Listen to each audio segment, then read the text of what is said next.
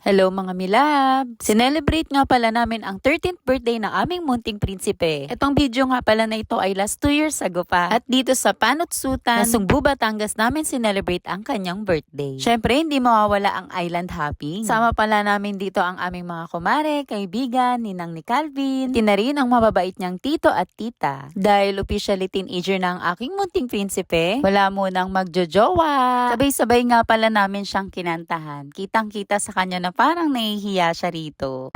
Birthday na ni Calvin! Birthday na ni Calvin! Birthday ni Calvin! Ngayon! Yes! Hala, sino ka dyan, girl? Love you! Love you!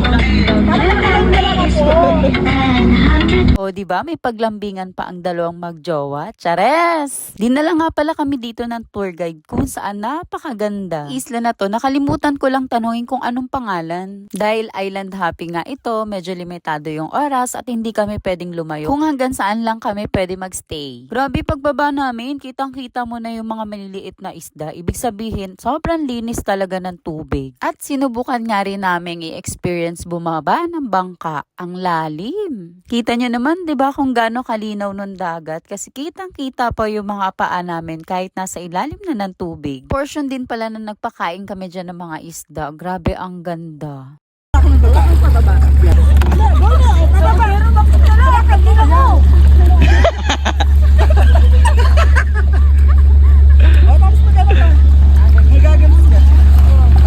Baka mawala yung ano sa akin eh.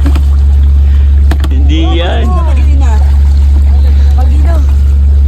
Calvin, doon ka. Ayoko na.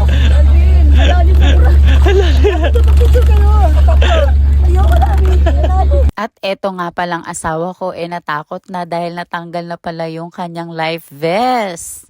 At ayan, tingnan nyo, takot na ang akla. Hindi na siya mukhang syokoy, mukha na siyang butike na lumalambitin sa poste. Is tayo, dad! Dahil dyan, to the rescue na ang mga sirena ng dagat. Chares! Isa rin to sa mga hindi ko makakalimutang experience na naligo kami ng dagat. Kasi first time namin tong ginawa. Lahat nag-enjoy, na-amaze at natuwa. Kahit hindi ka marunong lumangoy, meron pa rin palang paraan para magawa. Yung nawala na yung takot mo sa dagat. At may isip mo na gusto mo talaga siyang i-experience. Dapat hindi lang puro saya, kundi kailangan din natin ng pag-iingat. Pagdarasal na ingatan tayo sa lahat ng ating mga pupuntahan. Dito na lang muna muli. Salamat!